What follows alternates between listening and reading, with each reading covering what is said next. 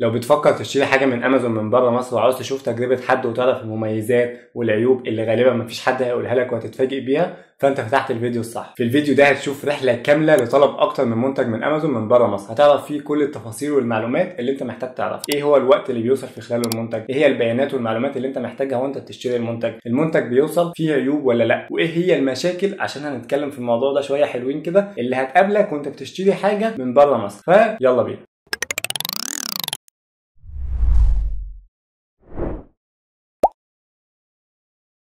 من فتره كبيره وانا كان نفسي اشتري اكتر من منتج للاستوديو هنا، اضاءات وشويه حاجات كده، وما كنتش لاقيهم في مصر، فقررت ان انا هشتريهم من امازون امريكا لاني كده محتاجهم، وكمان عشان اعمل فيديو تجربه الشحن اللي انت بتشوفه ده من امازون امريكا لحد مصر لحد باب بيتك. اللي مش عارف، فامازون من حوالي سنتين كده عملت حاجه جديده وحلوه، المفروض يعني ان هي بدل ما انت كنت بتتعاقد مع شركه شحن تجيبها لك، فامازون بقيت انت بتدفع لها الشحن وبتدفع لها الجمارك، وامازون متعاقده مع شركات شحن جوه مصر وبتوصل لك المنتج لحد باب بيتك، وكانك بتطلب المنتج من موقع محلي. انت مش هتشغل بالك باي حاجه، هتطلب المنتج من امازون من امريكا، تدفع لها الشحن وتدفع لها الجمارك، والمنتج يجي لك لحد باب بيتك. تمام؟ هي مش ارخص طريقه لكنها اكتر طريقه مريحه. يعني مثلا كان في ناس قبل كده بتتعاقد مع شركات يطلب المنتج من امازون في امريكا، يشحن المنتج عليها هناك، الشركه دي بتجمع لك حاجتك في كرتونه، وبعد كده هي نفسها متعاقده مع شركات شحن بتشحن لك المنتج لمصر، ومن مصر المنتج بيتشحن لحد باب بيتك. فانت كنت بتشغل بالك ب 20 حاجه، وموضوع فيه برضه شويه قلق وكده، بس بتبقى الموضوع ده ارخص شويه. لكن دلوقتي امازون بقت بتخليك تطلب بتاكد زرار، وهي بتتولى مسؤوليه كل حاجه وبتشيل من عليك الهيدك اللي كان بيتحط ده. طبعا هو اختيارك، انت عاوز تريح دماغك ولا عاوز توفر فلوس. فانا فتحت امازون وطلبت المنتجات اللي انا كنت عاوز اشتريها، وهم كانوا سي ستاند عشان هعلق عليه الاضاءات،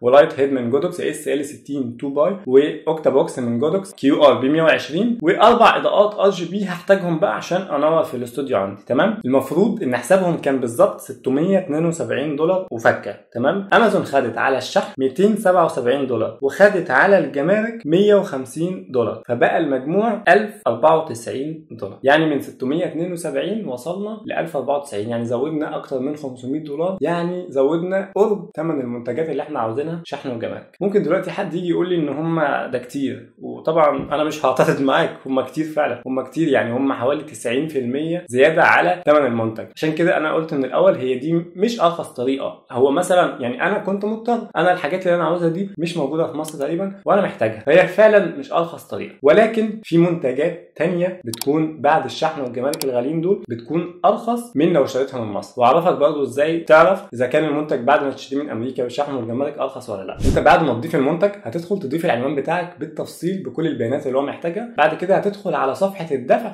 هتلاقيه حدث لك ثمن الشحن وثمن الجمارك، وهيقول لك السعر الكلي كام. هتشوف السعر الكلي ده، وهتشوف سعر المنتج لو موجود في مصر كام، وتشوف انه احسن وانه ارخص. بس كده. المهم احنا في الفيديو ده مش جايين نقيم منتجات، احنا جايين نقيم تجربه الشراء من ناحيه كل حاجه بقى، وانا بطلب تجربه الشراء نفسها كانت سهله ولا لا، الحاجه خدت مده قد ايه، الحاجه وصلت كويسه ولا لا، وصلت اصلا كلها ولا لا، ايه المشاكل اللي حصلت. يعني من الاخر كده انت هتدخل الفيديو ده وتخرج منه وانت عارف تشتري من امازون ولا لا، ولو تشتري عارف ايه المشاكل والمميزات برضه اللي هتقابلك وانت بتشتري. تمام؟ انا دلوقتي جهزت الاوردر ودخلت دفعت. المفروض امازون قالت لي ان الاوردر هيوصل لي يوم 7 مارس. تمام؟ وانا بالصدفه كانت حفله تخرجي يوم 4 مارس. باركوا لي يا جماعه، انا الحمد لله اتخرجت خلاص. المهم هو ليه ده موضوعنا اصلا، انا ليه بتكلم عن حفله التخرج هتعرفوا دلوقتي. فانا يوم 4 مارس اللي هو حفله التخرج الصبح، وانا بلبس ومش شايف كده، لقيت حد بيكلمني بيقول لي إيه الاوردر بتاعك اللي جاي من بره مصر وصل يا فندم. فقلت له لازم النهارده. فيعني ضحكنا، ومن هنا لهنا طلع المكتب بتاع شركه ارامكس، هو كان شحن من خلال شركه ارامكس، طلع جنب مكان حفله التخرج، فاتفقت معاه ان انا هروح اخدهم انا، وفعلا رحت خدتهم. انا قاسم الفيديو طبعا على مراحل عشان تعيش في معايا بالايام بتاعه الحاجات، فكل حاجه هتحصل هنعملها في يوم. فانا دلوقتي استلمت الاوردر امبارح وقت حفله التخرج، خدت كرتونتين من شركه ارامكس، وانا عندي احساس غريب كده هنشوفه كمان شويه ان الحاجه دي مش كامله. فتعالوا نروح الاول نعمل انبوكسنج للمنتجات اللي جت دي ونشوف الدنيا هترسى على ايه. يلا بينا. ايه اللي حصل بقى دلوقتي؟ انا رحت استلمت فعلا الاوردر، والمفروض زي ما امازون قالت لي ان هم 2 باكج، علبه وعلبه، وانا جبتهم وجيت.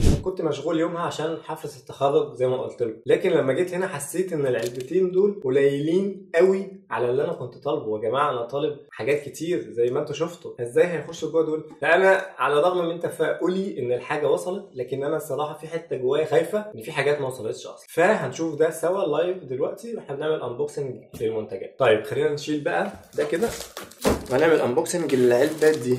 المفروض ان هو كاتب الوزن والعنوان وايه المنتج. انا بدات افهم شويه. خلونا نفتح احسن. ماشي يلا بسم الله. اسعد لحظات الانبوكسنج وانا بفتح. تمام. واو ماشي. اوه واو. في حاجه تاني في ورقه جايه من امازون. ماشي كاتبين فيها الاوردر يعني والشحن بتاعه وكده. تمام سيبها دلوقتي. ادي كرتونه فاضيه. حلو قوي. ماشي نيجي بقى ده اللايت اللي احنا كنا طالبينه من جودوكس SL 60 2 باي. فكده اول كرتونه ما كانش فيها غير الفيديو لايت بتاع جودوكس SL 60 2 باي. فدلوقتي بقى في تساؤل مهم قوي، ازاي باقي المحتويات كلها تكون في تاني علبه؟ انا دي حاجه قلقاني شويه الصراحه، هنشوفها دلوقتي سوا. بس خلينا بقى نعلق على الشحن. احنا دلوقتي تجربه شحن. طبعا احنا مش هنفتح ده هيكون ليه فيديو انبوكسنج وبنتكلم عن المنتج نفسه. احنا الفيديو ده فيديو شحن. لو مهتم طبعا باقي الحاجات شارك في القناه وابقى ادخل شوف الفيديوهات، اكيد هتلاقيها نزلت وانت بتشوف الفيديو ده. فمبدئيا العلبه الباكجينج تمام، يعني هو ما بعتش الكرتونه دي زي ما هي، هو حطها في كرتونه ثانيه. عندي بقى شويه تعليقات ان مثلا هنا في حاجات حساسه شويه ممكن تتكسر، ففي العادي في اي شحن دولي او حتى محلي بيتحط فوم او الاكياس اللي هي بتحمي من الصدمات. الكرتونه طبعا كانت فاضيه، دي حاجه. ثاني حاجه العلبه او الكرتونه كانت مفتوحه ومقفوله كذا مره، بس لاحظت الاستيكر ده اللي هو تشيكد باي كاستمز، مش عارف انتوا شايفينه ولا لا، اللي هو تم الفحص من الجمارك. فهو طبعا اتفتح في الجمارك واتقفل كتير، ده اللي خلى المنظر بالطريقه دي. لكن كباكجنج مش عارف، بس ده مش احسن حاجه او مش اللي انا كنت بشوفه من امازون في الشحن الدولي بصراحه. بس تمام يعني. خلونا بقى نشوف الكرتونه الثانيه اللي المفروض يبقى فيها 2 4 5 6 منتجات، مش عارف ازاي. يلا بينا بسم الله. طبعا الكرتونه دي متخرمه تشيكد باي كاستمز او تم الفحص من الجمارك، فربنا يستر يعني. اللحظه اللي بحبها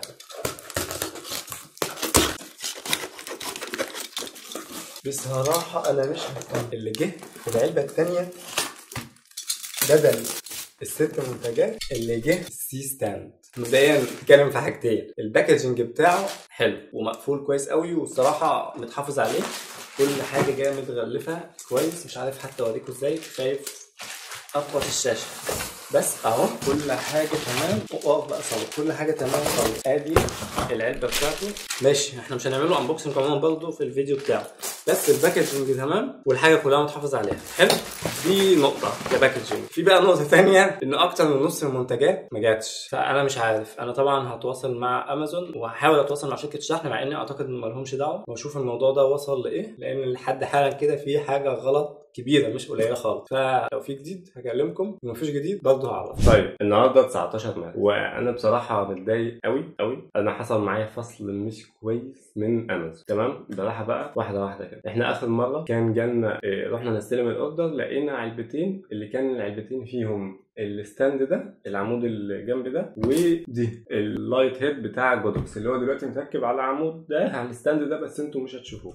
ومفروض ان كان في يعني ده ما كانش يجي نص الاوردر حتى، كان باقي لسه 4 اضاءات، كان باقي اهم قطعه في المجموعه كلها وهي الاوكتا بوكس بتاع جودوكس. تمام، فانا بعدها بيومين لقيت حد بيكلمني من شركه الشحن، قال لي والله باقي الاوردر جالك. تمام، انا بقى هعمل لكم يعني هفهمكم ايه اللي حصل. بعد لما الاوردر وصل ناقص كده، انا جيت بعد لما قفلت الفيديو فتحت امازون، لقيتهم غيروا شكل الصفحه شويه. كتبوا لي ان اصلا الاوردر هيتوصل على مرتين، مره فيها شحنتين كرتونتين، وهم فعلا انا استلمت كرتونتين، كرتونه فيها اللايت هيد ده وكرتونه فيها الستاند ده، وده فعلا حصل مع ان هم ما قالوليش اول مره، بس تمام. فانا قلت كده يعني ايه، انا ما اتسرقتش، الدنيا ماشيه تمام. بعد كده المفروض ان باقي الاوردر ده قال لي هيجي لك على مره واحده بس في كرتونتين بقى. تمام، فتمام ما عملتش حاجه لحد ما لقيت شركه الشحن بتكلمني، قال لي والله الاوردر بتاعك جه.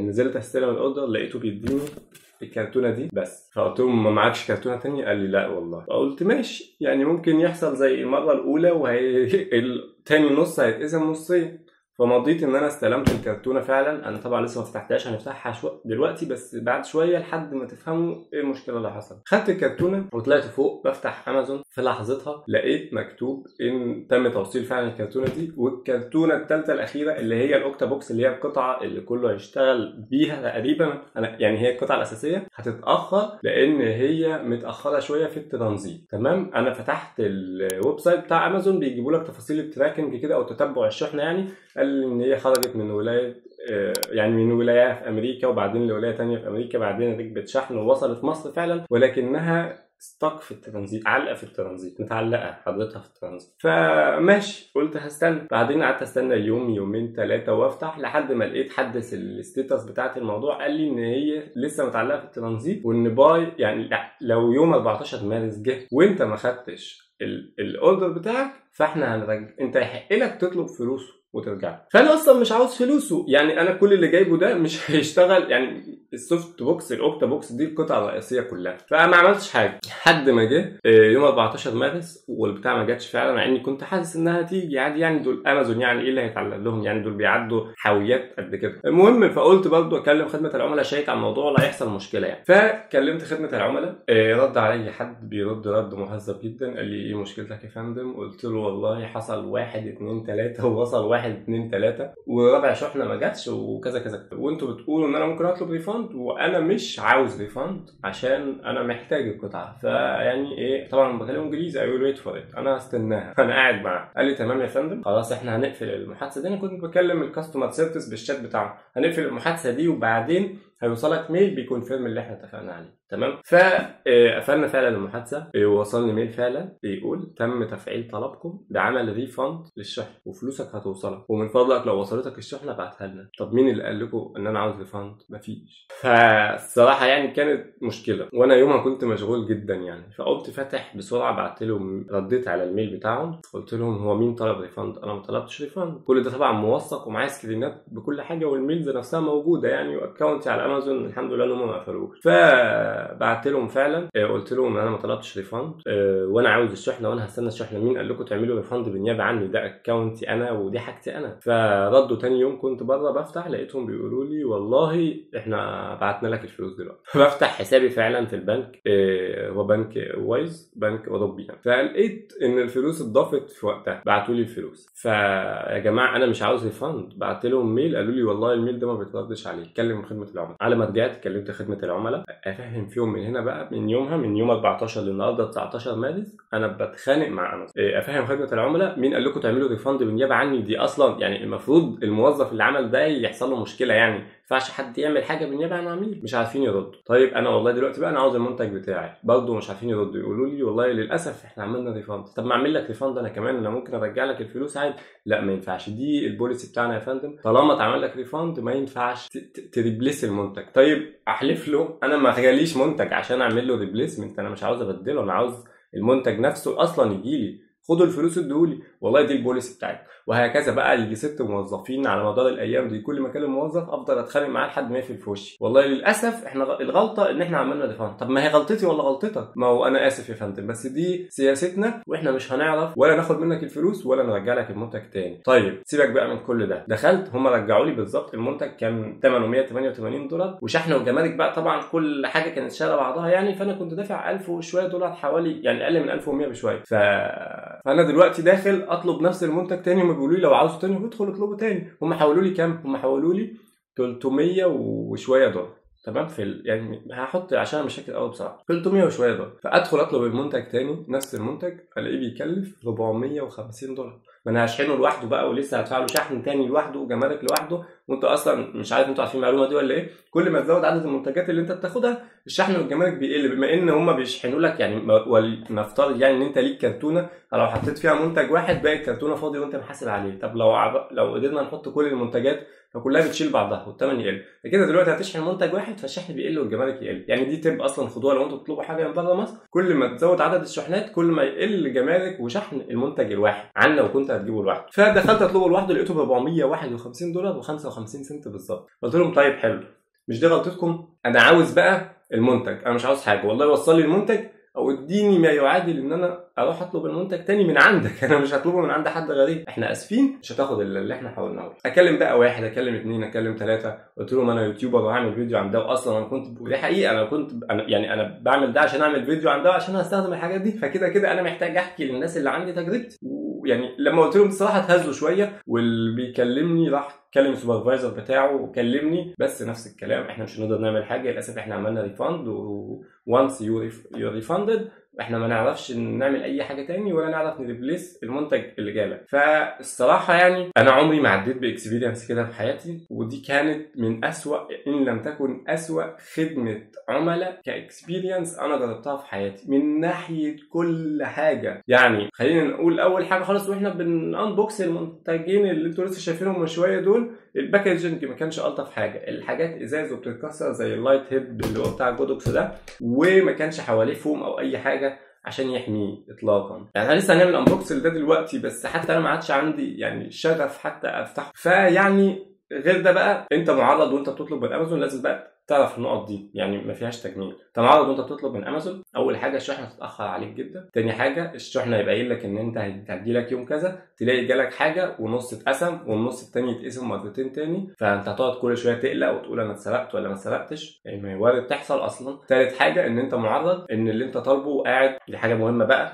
معطل شغلك عليه بقالك مده. انا معطل كذا فيديو على ما اجيب الاضاءات دي واظبط دنيتها، معرض ان انت بعد ما كل ده يجي او بعد ما تستنى كل ده تلاقي حاجه فيهم ما جاتش وتعطل لك شغلك كله. يعني انا بحاول افهمه طب ده انا ده واللايت هيد هم اساسهم الاوكتا بوكس، هو مش هيشتغلوا من غيره، مفيش فايده. فمعرض شغلك يقف، سواء بقى يتعطل مده او يحصل مشكله زي دي، معرض يخسروك فلوس. يعني انا عشان اطلب نفس المنتج تاني هدفع $150 زياده. يعني بسم الله الرحمن الرحيم كده غير الوقت امازون رسميا خسرتني 150 في 50 جنيه 7500 جنيه مصري او $150. فانت معرض ان امازون تخسرك فلوس، تخسرك منتجات، تخسرك وقت، تعرضك لكاستمر اكسبيرينس، يعني كاستمر سيرفيس اكسبيرينس رخمه. مش عاوز اقول كلمه وحشه بس وحشه فعلا. انا مش مضطر اتعرض لكل ده، مش مضطر اتعامل مع حد هو عارف انه غلط ومش مضطر يشيل غلطه، بيشيل انا غلطه. يعني ايه ده؟ يعني موظف خدمه العملاء قفل السكه في وشي، ده بجد مش هزار. انا هحاول، انا مصورها فيديو على فكره وانا بكتب له هو حب يريح دماغه، انا عامل اند شات. ده ما بيحصلش، ده ما بيحصلش خالص الصراحه. اكسبيرينس انا ما احبش اتعرض لها تاني ولا احب حد يتعرض لها تاني. يعني انا لو حد بيسالني بقى بعد كده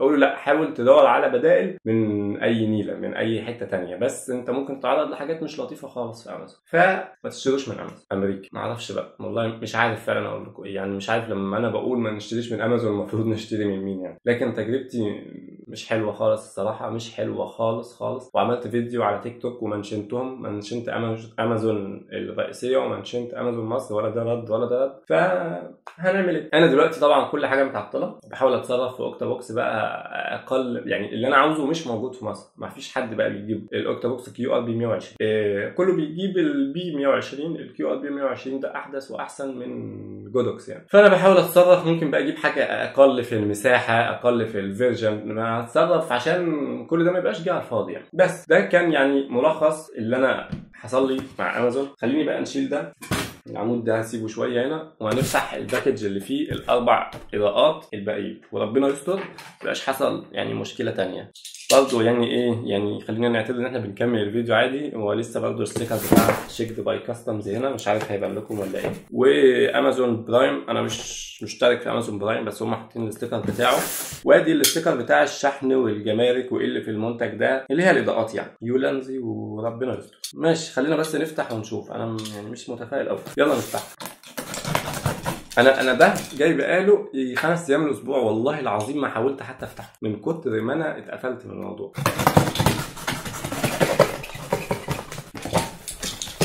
ماشي، بسم الله الرحمن الرحيم. امازون برايم والمنتجين مكتوبين وكل واحد المفروض قطعتين، تمام.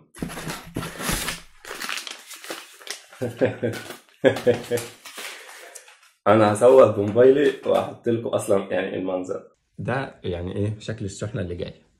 العلبه دي مفتوحه كده زي ما هي جايه كده فعلا.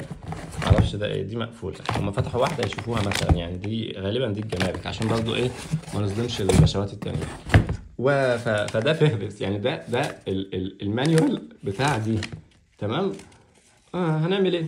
ماشي، يعني انت معرض ان انت وانت بتشتري حاجه تشوف ده. بصراحه انت معرض لده يعني. فيعني ايه، انا طبعا ده فيديو انبوكسنج للشحن والجمارك وتجربه الطلب من امازون. المنتجات نفسها هنعمل عنها فيديو تاني، بس بما اني جايب 2 من كل حاجه احنا ممكن نفتحهم دلوقتي نشوفهم يعني. دي المفروض اللي هي مفتوحه دي، هحاول اوريك العلبه حتى المقفوله.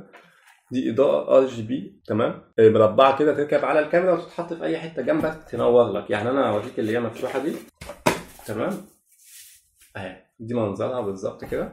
دي RGB بتنور معاك، ودي الزراير بتاعتها ورا. طبعا احنا هنعمل فيديو عن المنتج ده، مراجعه وانبوكسنج ليه كده، وهحطه في الفيديو في الفيديوهات الجايه عندي لو حد عاوز يشوف التاثير بتاعه كده.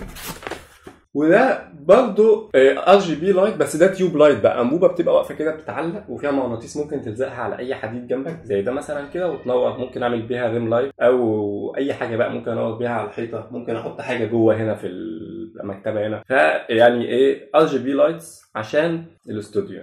فدول الحمد لله تمام، الانبوكسنج بتاعهم تمام. على فكره ده مفتوح غالبا قبل كده لان طالع منه حاجه، ودي سلوك غالبا هتبقى طالعه من العلبه اللي اتفتحت دي. ف كتجربه شحن مش الطف حاجه برضه. خدوا بالكم الحاجات دي كلها ازاز، كلها قابله للكسر، يعني مفيش اي فوم في الموضوع. الكرتونه خلاص خلصت، الكرتونه خلصت خلاص. فكتجربه شحن من امازون مش الطف حاجه، ومش هتكلم عن الجمارك عشان يعني احنا عارفين اللي بيحصل في الجمارك. فبس كده، ادي دي خلاص تمام.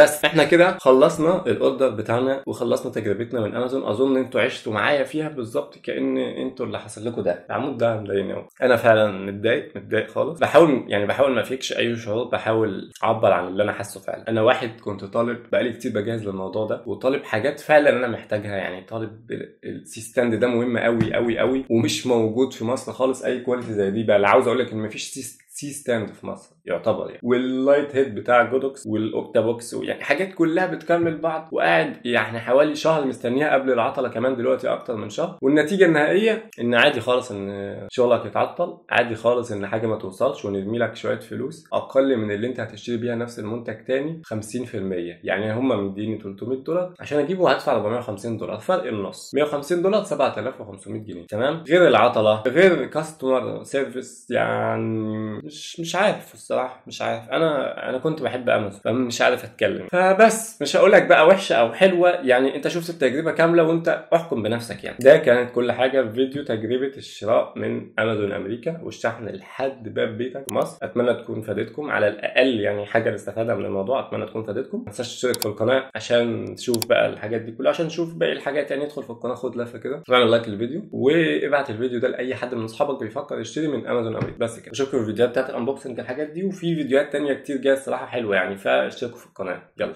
سلام. اخواني لقد تسرعنا في الحكم على امازون. انا خلاص كنت قفلت الفيديو، بس صراحه لازم اوريكم ده. النهارده الصبح لقيت حد رنين لي حاجه 40 مره، وبعدين انا ما كنتش شايف الموبايل الصراحه خالص لان هو بيرن على الموبايل التاني. جيت قبل الفطار بالظبط، احنا في رمضان عشان لو بتشوف الفيديو ده في وقت تاني، لقيت حد بيخبط على الباب. نزلت، طلع مندوب الشحن، وامازون بعتت لي الجودوكس QRB 120 اللي كانت متاخره ودفعت لي فلوسها. ف ده مش عارف اعتذار ولا ايه. وفي النهايه انا برضه الاوردر بتاعي اتاخر عليا مده محترمه، لكن الصراحه امازون صلحت الموضوع. هل بقى ده عشان الفيديو اللي احنا عملناه؟ الله اعلم.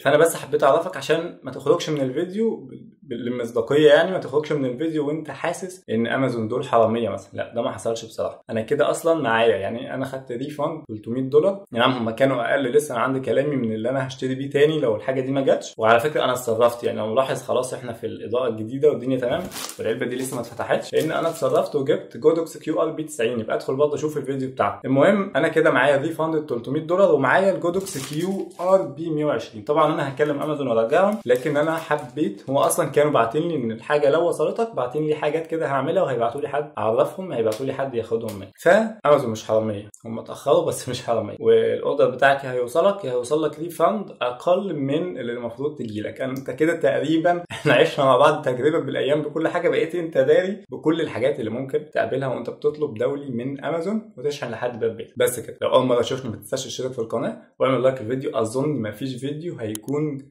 ثري معلوماتيا في الدرجه دي، انت كانك طلبت معايا. فبس كده، اشوفكم الفيديو الجاي. اعملوا لايك للفيديو، لو اي حد عنده اي استفسار اكتبوا لي وارد على كل الكومنتات ان شاء الله. بس اشوفكم الفيديو الجاي. سلام.